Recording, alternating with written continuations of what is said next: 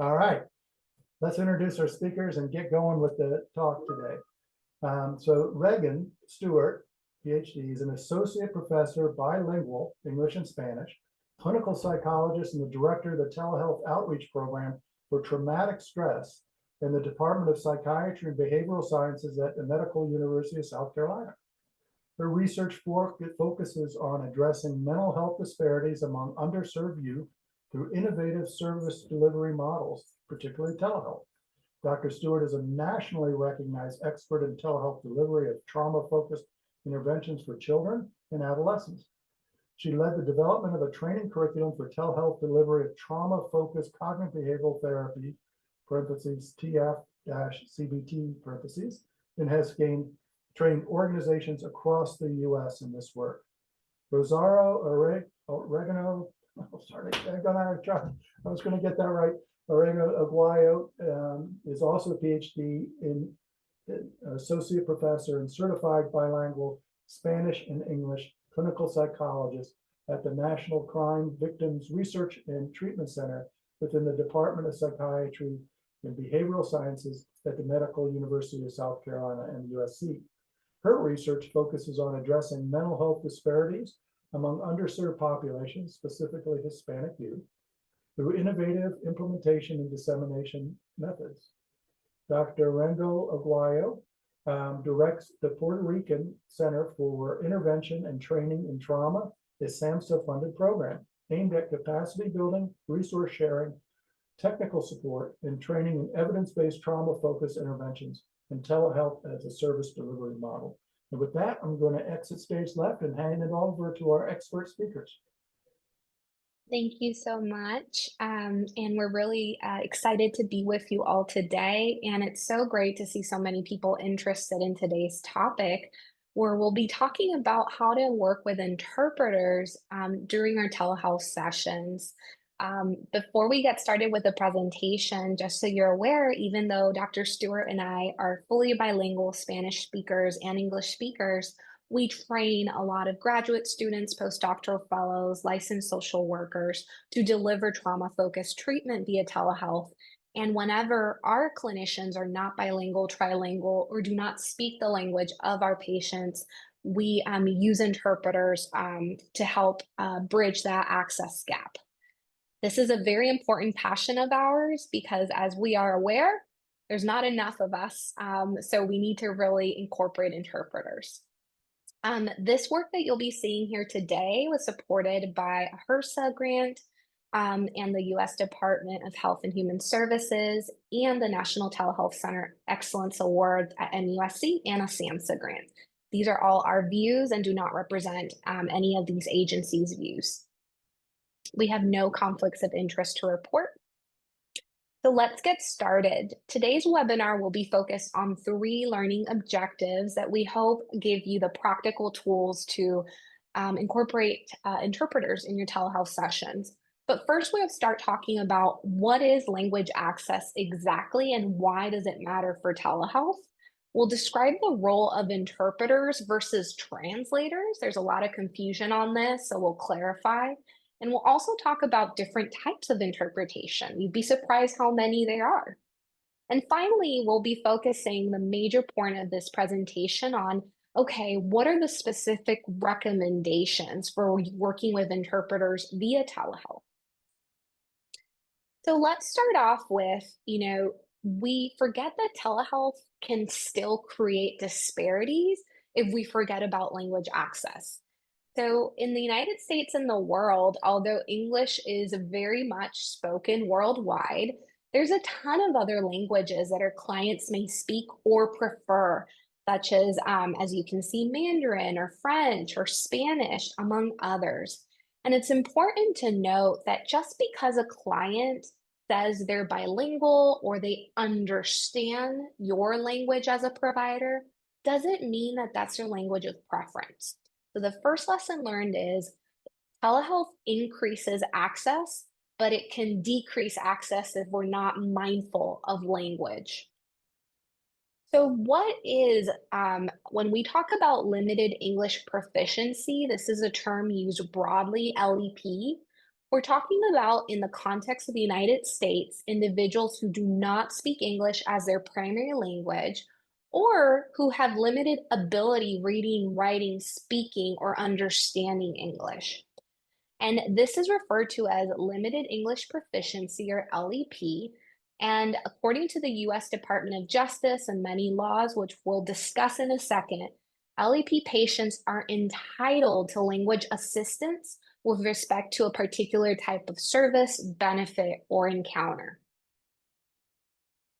So, what exactly is language access? Language access consists of ensuring that persons who have limited or no English language proficiency, or important, are deaf or hard of hearing, can access information, programs, services, such as those you are offering, in an equitable, not just equal level to English proficient hearing individuals.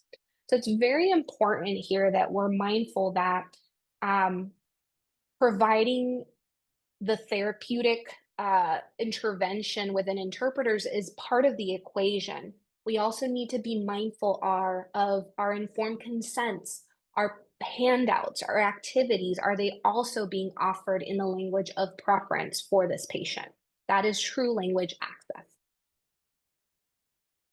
So you might be wondering, does this apply to me? What if I don't have the ability to get interpreters or don't have the ability to provide language access in my clinic? Well, it's important we're aware of a few laws and regulations at the federal level and local level. First of all, Title VI of the Civil Rights Act protects against discrimination of any individual based on national origin, which includes language. So at that highest level, um, it's our mandated, according to the Civil Rights Act, that we do not discriminate based on national origin, which includes discriminating by not providing therapeutic services in the language the person prefers. Then we have Executive Order 13166, which requires all public entities to create and maintain a language access plan that ensures meaningful access to programs. In other words, if your agency, your clinic is part of a public entity or receives federal funds, you're required by law to create language access plans and have interpreters available. Recently, the Affordable Care Act also requires healthcare organizations to ensure equal access for individuals with LEP through interpretation and translation. And finally, the Americans with Disabilities Act is that specific piece of legislation that requires meaningful accommodations for deaf and hard of hearing individuals through ASL interpretation. So just very important to be aware of this. And I've often consulted with agencies that weren't aware that they're required to offer interpreters. And they often ask, but we don't have funding for that. And you're right, many of us don't. And that's where we need to really sit down strategically and start thinking about these things because it's a requirement. Now, there's a lot of confusion between interpreters and translators. Oftentimes, a translator is used incorrectly. So, interpreters is someone who converts oral or signed messages from one language to another. So, when we're talking about therapeutic sessions, what we're really needing is an interpreter. A translator is one who converts written text from one language to another. So, if you need an informed consent document or a psychoeducation handout from one language to another, you would hire a translator.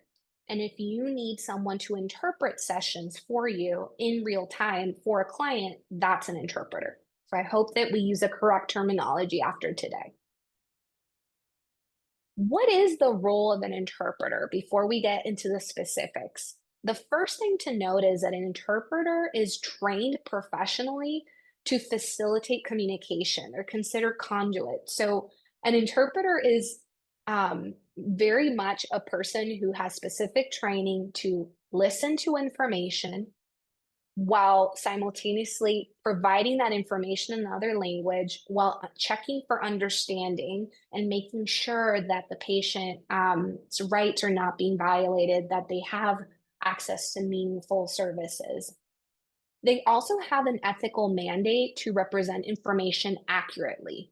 So they're specifically trained to transmit the information as they heard it, not as it should have been said, which is very important. They're also trained, and it's part of their ethical code, to stop the interaction and ask for clarification and make sure that they understood before they interpret. They're also mandated by their ethical code to uphold confidentiality and adhere to ethical standards such as HIPAA. They're also trained to serve as cultural brokers. So, for example, if they see that there's something getting lost in interpretation because the provider is not really understanding a unique cultural concept, they can stop and provide some context to make sure that information is being communicated clearly. And they're also trained to advocate whenever necessary. So if they feel like their patient's rights are being violated or their patient is being mistreated or there's something that is not going well, they actually have a mandated to stop and advocate for the patient. So very important that we're hiring professionally trained interpreters and not using family members, siblings, neighbors, or a non-certified interpreter to intervene in our sessions. Okay. Now, there's several types of interpretations that we need to become familiar with, and some are appropriate for therapeutic interactions and some are not. The most appropriate therapeutic interpretation is called consecutive interpretation, where the interpreter listens and remains silent. The speaker, the patient, speaks. The interpreter then relays the entire message to the therapist or the provider, and then that process is repeated again. So that's the most commonly used in psychotherapy. Simultaneous interpretation is what we typically use in emergency situations in our clinics, meaning there's an active crisis where information needs to be relayed now because it's life or death. Well, an interpreter would basically say whatever the patient is saying live as it's happening. There's no pause. But that is extremely taxing and difficult to maintain for hours and hours on end. So it should only be used during emergency situations. Interestingly, this is the type of interpretation that's used in the United Nations, for example, where everyone has their headsets and hears the message live. It requires a lot of skill set. Then there's this thing called sight translation. This is for when an interpreter is asked to look at a document in written form and provide what is said in one language in another language. This could be used perhaps to look at a prescription or a discharge summary, and the interpreter relays the information in English to Spanish, for example. It should be used sparingly in therapy. And summarization should never be used in healthcare settings. This is when an interpreter hears the message and basically summarizes in one or two sentences the gist of what the patient just said. This is not recommended. Key information is lost. And if you're in a session where you notice that your patient just probably gave a paragraph and the interpreter summarized it in one sentence, you should check in with that interpreter and ask them to interpret verbatim and not provide a summary. So again, consecutive interpretation is what we'll be focusing on today. So I'm going to pass it over to my colleague, Dr. Stewart, now to talk about modalities of interpretation. Thank you, Griselda. So there are different modalities of interpretation that can be used via telehealth. The first is phone-based remote interpreting. It's where you call into a phone number. These are things like language line and voice. There's also video-based remote interpreting where you connect via video with the video conference platform or through a standalone app. Then there's in-person interpreting where an interpreter would come in person into your office and interpret during a telehealth session. It's important to note here that interpreter services companies should sign a confidentiality or non-disclosure agreement with the mental health organization prior to providing interpretation services for clients so that you make sure that you're HIPAA compliant through that. Next slide, please. So now we're going to talk through each one of those different modalities in a little bit more depth.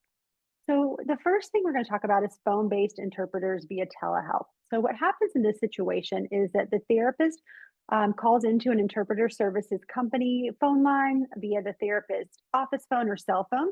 The interpreter service then calls the client and connects with the therapist via a three-way call. The therapist would then connect to the client via their video conferencing platform like Zoom or DoxyMe, and they would put themselves on mute and the client would put themselves on mute. So then you're seeing the client via video, but you're hearing them through the phone, through the interpreter. Next slide, please.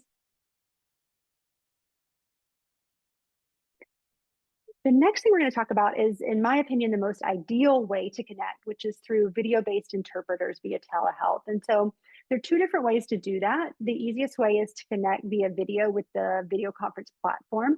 And so those exact procedures will depend a little bit depending on the specific interpreter services company used.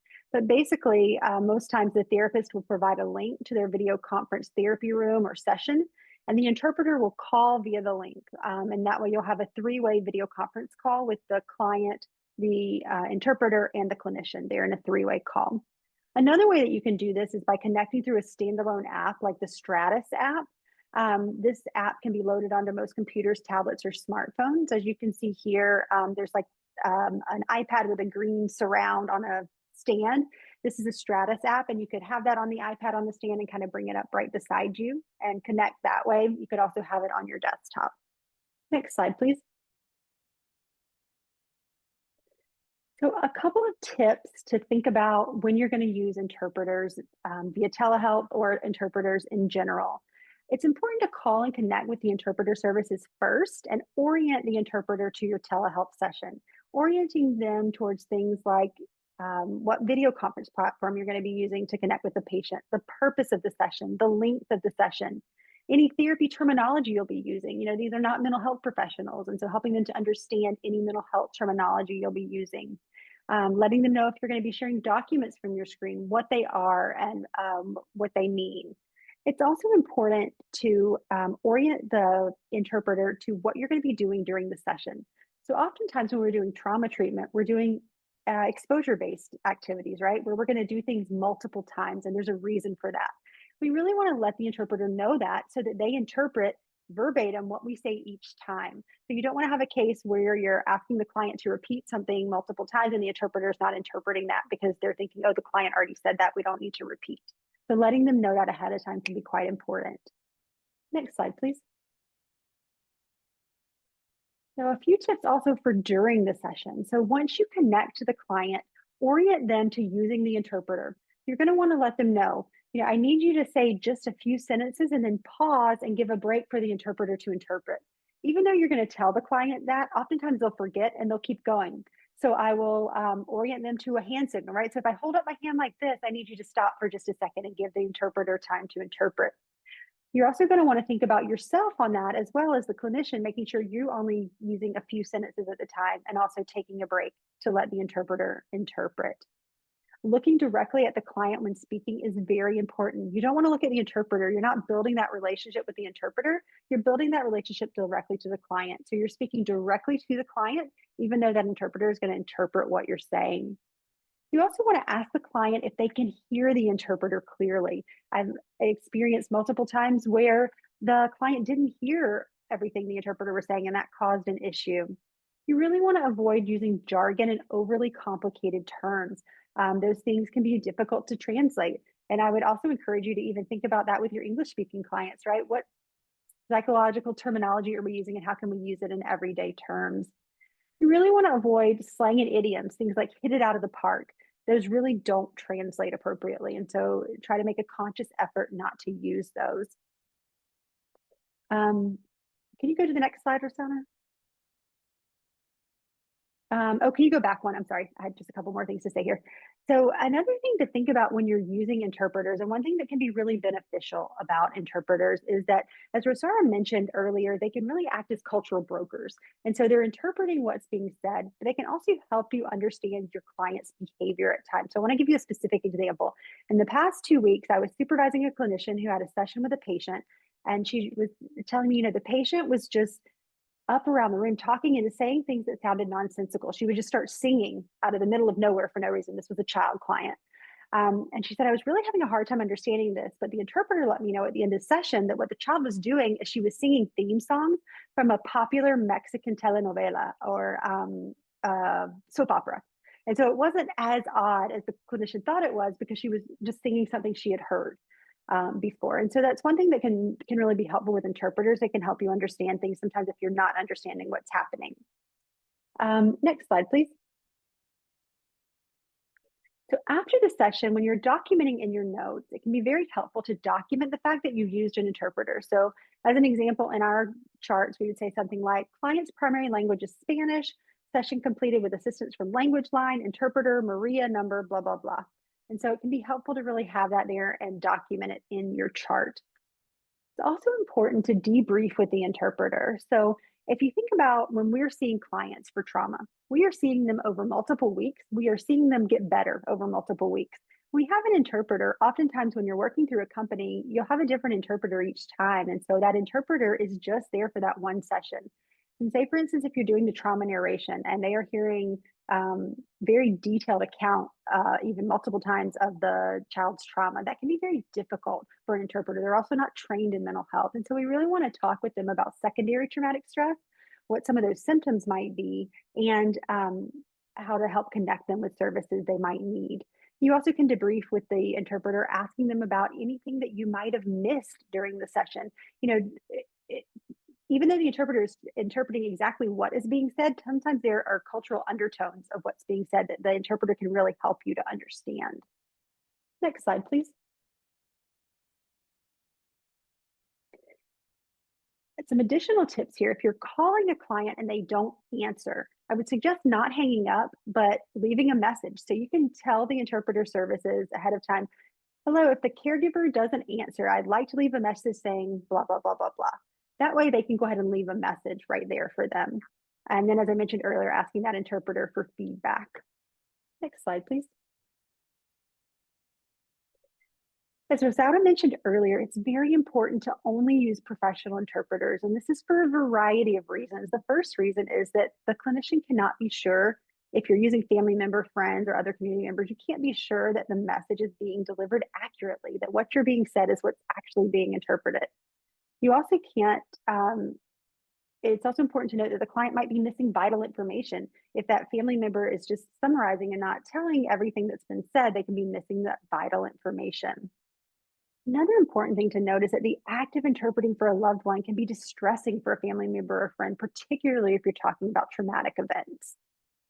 Another important thing to highlight here is that using a child to interpret is particularly problematic and should not be used unless it's an absolutely an emergency situation. And this is because it can parentify the child, putting them in a position of taking care of their parent and disrupting the family hierarchy.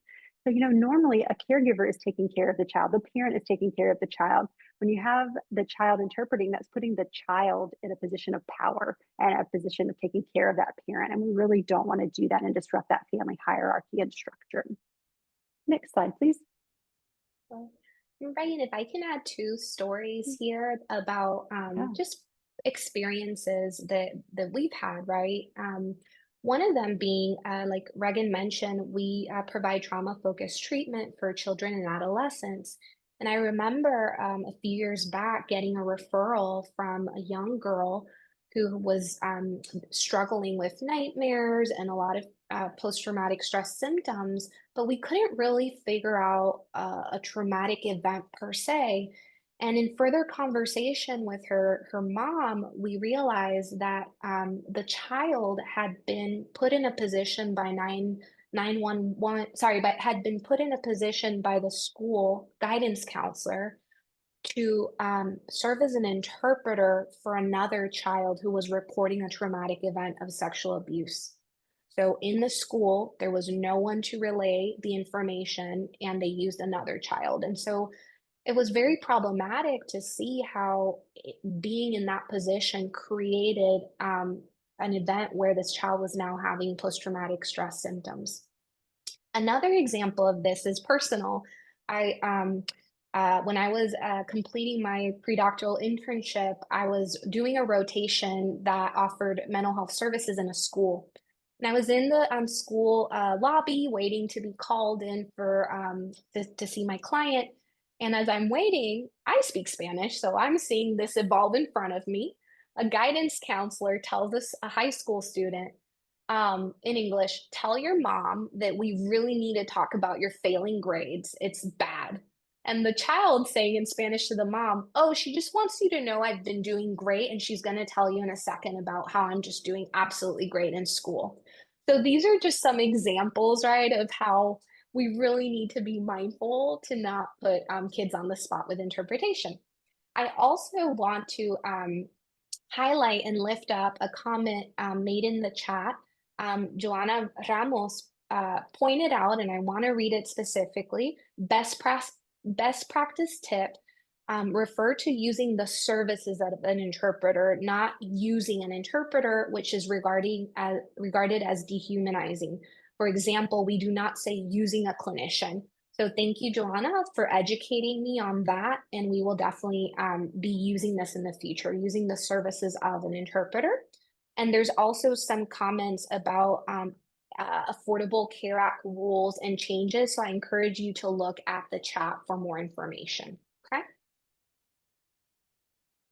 Okay. Another important consideration that we often forget about, interpreters are not only there to interpret in another spoken language, we also need to consider the needs of the deaf and hard of hearing communities, and that not everyone will be versed or use American Sign Language. By definition, American Sign Language is based on North American English. So if you have a deaf or hard of hearing client who is needing interpretation services, be aware that if their main language, for example, is French, American Sign Language won't work.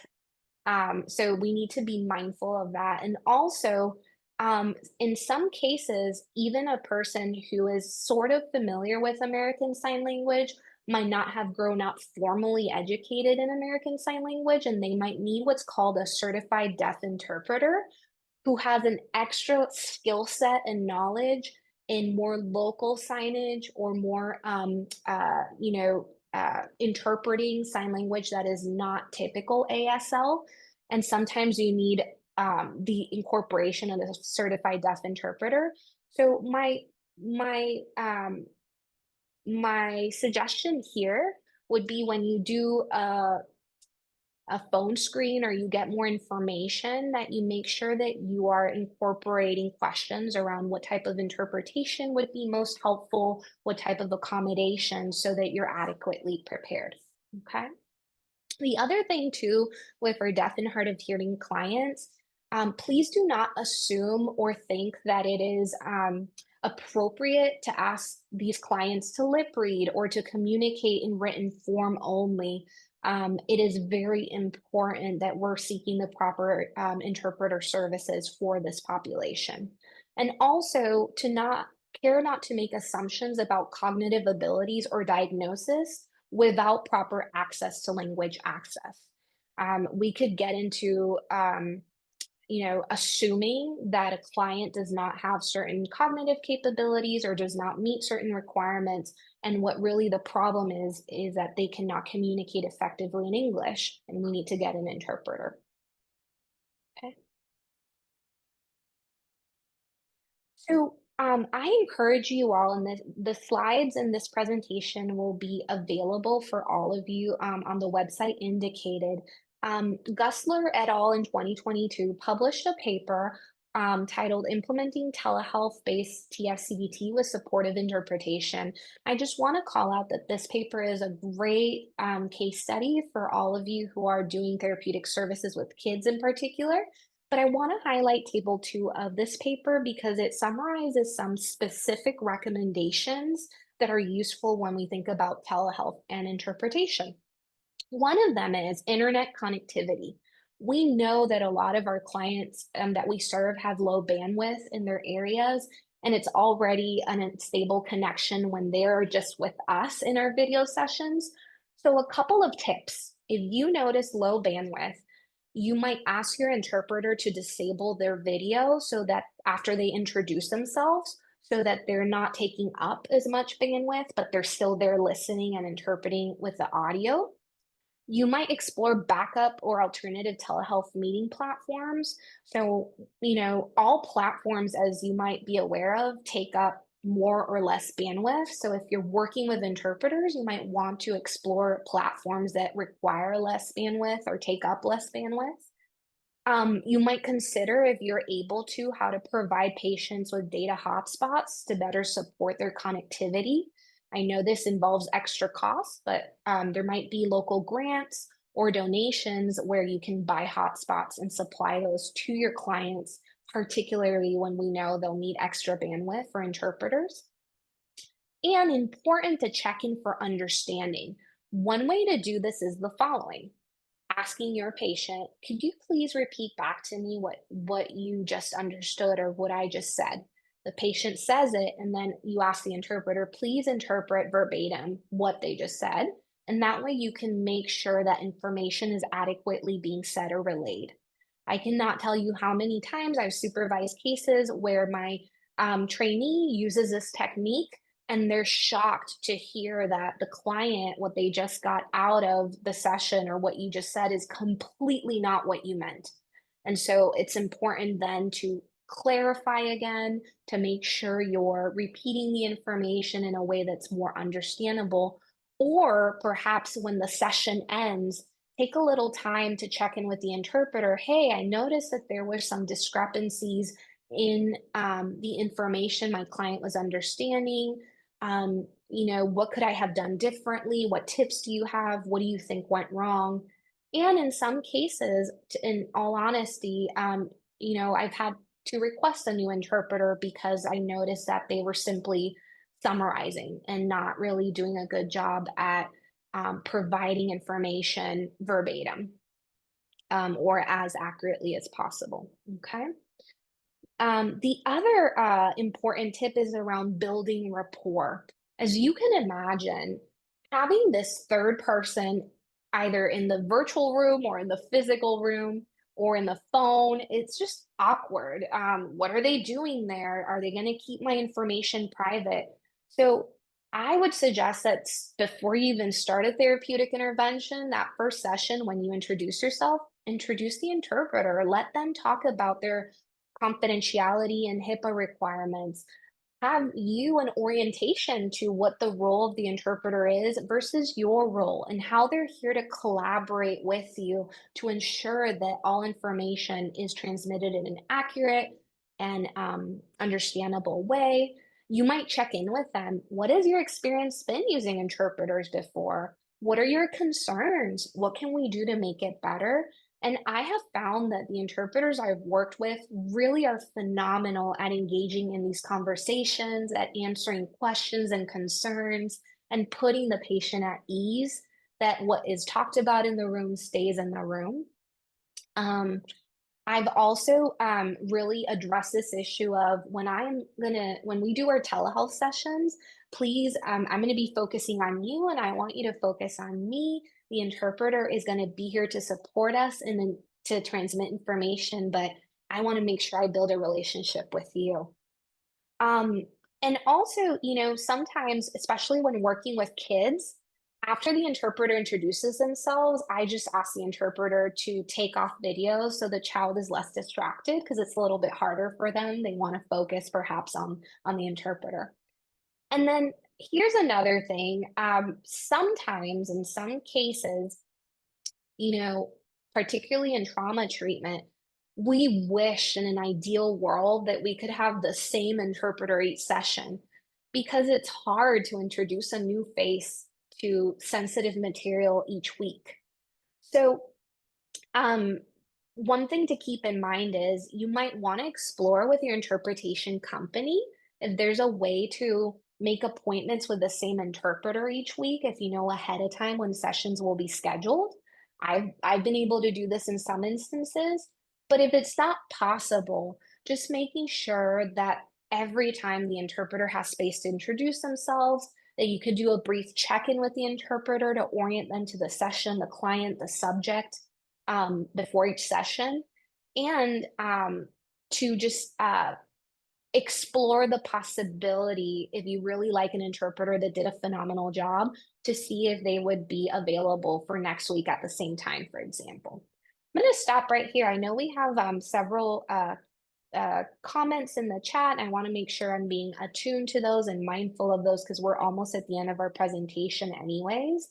So let's see. I think everything that's a question has been transferred over to the Q&A, Rosalda, because Cara had them put in the Oh, Q&A. So I've got it up and I can read them and then we can answer them if that works. yeah, that works because that is the end of our presentation. So let's go into questions. Yes. Perfect. So please explain the difference between equitable and equal in this context. Absolutely. So I want you to picture that, basically imagine a fence that you that are 6 foot and your child that is 4 feet are trying to look over the fence. Equal would be that you provide the 6 foot person yourself and your child the same stepping stool so you can look over the fence. That's equal. It still doesn't help your child look over the fence. Equitable will be, in order for my child who's 4 feet to be able to look over the fence, what they really need is a ladder with 4 steps so they can equitably, just like me, look over the fence. So that's the difference between equal and equitable. In language access, equal would be, well, everyone can just kind of get services if they're available in that language. Equitable will be, no, this person needs French interpretation. We're going to get them French interpretation and all materials in French. I hope that helps. Thanks so much. Next question says, a client told me that she used to have a third-party interpreter who used disrespectful language and was mocking at her in the session without the clinician noticing. How do we avoid this? Oof, that is really hard. Um, I wish we could talk back and forth because I have some follow-ups, but without being able to ask more about the details, I would say that if you notice that something is happening that you're missing, or the interpreter is having side conversations with your client and is the information is not being relayed, you have the right as the provider to do a pause and ask the interpreter, could you please interpret what was just said to the client? It's really important that I'm aware of what happens in session. And if the interpreter refuses, you have a right to, for the safety of the client, indicate to the client, we're going to stop session right here. I'm going to give you a call back with another interpreter in a second. So if it's a safety issue, how to avoid that in the future, have a pre-meeting with the interpreter. Get to know them, talk about your objectives, and talk about scenarios. Hey, just so you know, I would really rather that all interactions with the client be interpreted back just so I know what's happening. I don't know, Regan, if you have ideas there as well. I do. I would say, it would be my hope that this would be a very rare occurrence in the interactions I've had using an interpreter during a session. Um, what you want the interpreter to do is interpret every single thing that's said. And if they have to have a side conversation with the client, typically they're letting me know as the clinician, I didn't understand this and I'm clarifying with the client by saying this. And so everything that's being said in the session is being interpreted back to me and back to the client. I really had not thought about this scenario before. And so this is something really good to think about. One way that you might be able to overcome this is at the time of the next session. I don't know about your clinic, the person that put this question, but at my clinic, we have a different interpreter every time. So at the beginning of each session, you could say, in the last session we had, are there any things that stood out to you regarding the interpretation? Anything I need to be aware of? And that way you could ask. It wouldn't help in that session, but it would help to prevent it in the future so that then you could report it to the interpretation agency and avoid using that clinician in the future or that interpreter in the future. So next question here, Rosalda says, I am a native English speaker that speaks Spanish at a high level, but perhaps not quite fluent yet. Can you provide some guidelines or go over any relevant legal questions surrounding the decision of whether to use an interpreter versus just speaking in Spanish myself? How do I know that my Spanish is good enough to serve as a substitute for an interpreter? That is a fantastic question, and bravo to you for being mindful of this. Um, So I know that at least in our institution, we are required to take a proficiency test in Spanish, and if we pass that, our institution allows us to provide services. But not everyone might have that. And to be honest, the proficiency test was so not relevant to my psychological field of study. It was medical. So what I would say is that this is where peer consultation is super important. I would connect with colleagues that can evaluate your proficiencies, that you can speak to as if you were doing a mock role therapy session or whatever it is your profession is, and to really get consultation on your proficiency. They can help you determine that. We do this with our students because we're both competent in providing therapy in Spanish.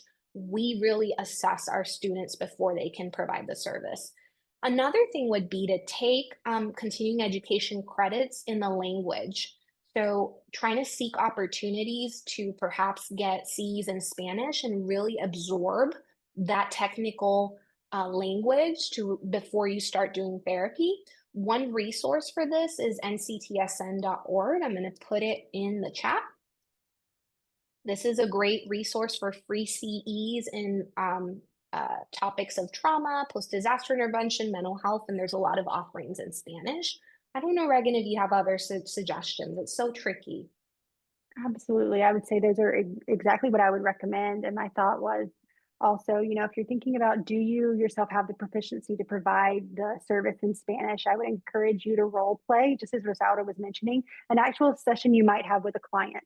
So if you're going to be doing psychoeducation with a client, role playing it with someone else who speaks Spanish to see how comfortable you are. Are there things that come up that you don't know how to say? Are you able to easily communicate in that way through your sessions to really test it that way?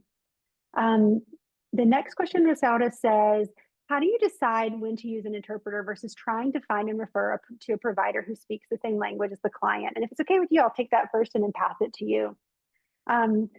The most ideal situation is, of course, to use a clinician who speaks the same language as the client. That is ideal. However, oftentimes, I don't know about in your area, but in my area, there are not enough Spanish-speaking clinicians, for instance, to go around to meet the need of everyone, or we don't have a Hindi speaking clinician or a Mandarin speaking clinician. And so in that way, we're using interpreter services. And we know via the research that therapy via telehealth, therapy utilizing an interpreter is effective, and we know that it does work. And so I would say, at least in our clinic, the ideal thing, if it's there, is to be able to refer to a same language speaking therapist, and if not, then to use an interpreter. But Rosaura, what's your opinion? Absolutely. Standard of care is clinician that can speak the language paired with patient that speaks the language. When that's not available, live interpretation with a certified professional interpreter. And then, after that, it's phone interpretation. So kind of that's how I would do it.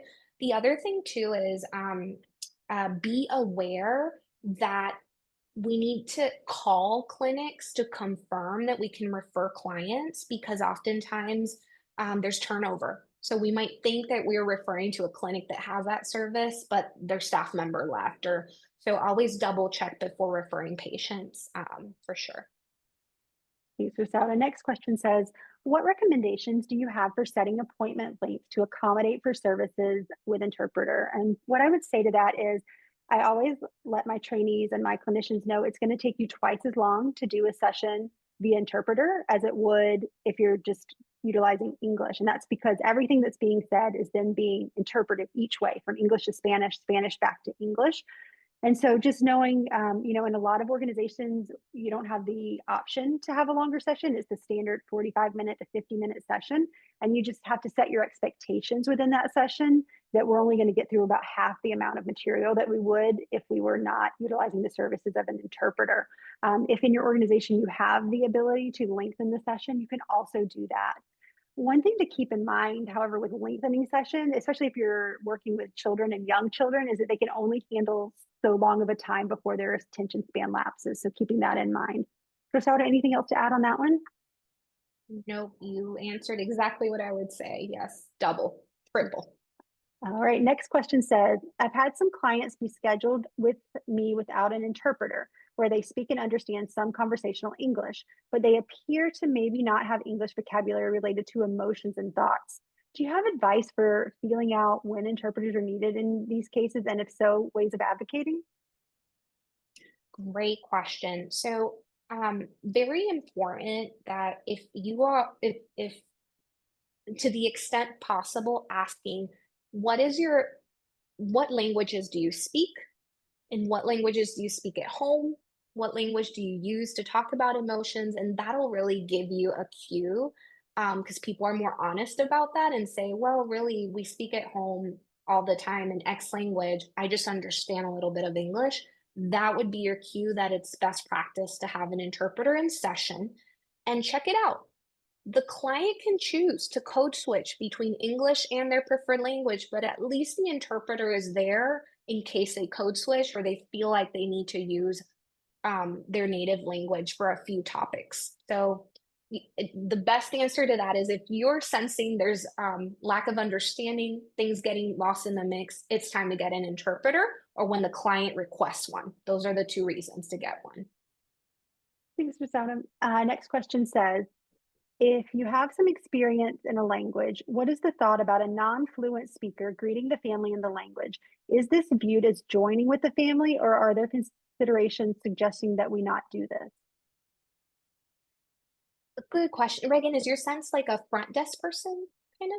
So my thought is, and I could be misinterpreting this, is that it's a clinician that say has a little bit of conversation level of Spanish. Do we say, hi, welcome to the session. I'm so glad you're here in Spanish, or do we do everything via the interpreter? What do you think about that, Reagan? My thought would be, I haven't thought about this before, but thinking about this now is that I think it would be great to greet the family in their native language, letting them know that you're trying. You are doing the best you can to speak to them in their language, and then explaining to them, I speak a little bit of Spanish. I wanted to welcome you in your language. I'm not able to do therapy in Spanish because I want to make sure that everything I'm saying is, exactly what I'm trying to say, but I just wanted to say welcome to you. Exactly. And I think that's beautiful. In fact, personal story, my son only speaks Spanish, but in his daycare, they speak English. And the teacher did this today, and it warmed my heart. She said, Hola, Mateo, ¿cómo estás? I'm learning Spanish for you. That's all I can say for now. Hola. And that was really helpful. Absolutely. Another question here says, Social Security only used their interpreters, but some of them may not have experience with people with disability. I used to have an interpreter yelling at us because he thinks my client is being disrespectful by talking slow and disorganized. Oh, listen, I think with any situation where you feel like you or your client is being disrespected, advocate. I do not appreciate the tone you're using with my client. That is disrespectful. And honestly, I think in those moments we need to prioritize and we need to protect our client. And I would essentially get another interpreter if you're able to, but it's tricky because you don't speak the language, and how do you communicate this to the client who's also on the phone? Jesus, Regan, what do you think? I would say exactly the same thing of advocating for that client, letting the interpreter know in no uncertain terms, this is disrespectful and unacceptable. That's a really difficult situation. I'm really sorry that happened to you. I wonder, Regan, what are your thoughts on this? Because now we've heard a situation like this, the importance of preemptively in that introduction saying, if for some reason we're becoming disconnected or there's an issue with interpretation, we might have to get another interpreter and, kind of like just preemptively saying this, if this happens, this is what we'll do. I know in telehealth, sometimes we talk about if the electricity goes out, internet goes out, I will be giving you a call on the phone to make sure that you're okay. Kind of like that. Absolutely. We have one last question. It says, I used Google Translate if a client cannot speak, or sorry, I use Google Translate if a client can speak moderate English, but just doesn't know some vocabulary. Is it okay? Sure. So Google Translate and a lot of AI is getting really good and accurate. What I would say is that's appropriate for things like a short text message you got from the client or maybe just a chat message, but it shouldn't be our primary go-to for translation or interpretation in therapeutic interventions. We should really get a professional interpreter. I would agree 100%. Thanks so much. That was Great. the last question in the chat. So, Cara, I think we'll pass it back over to you.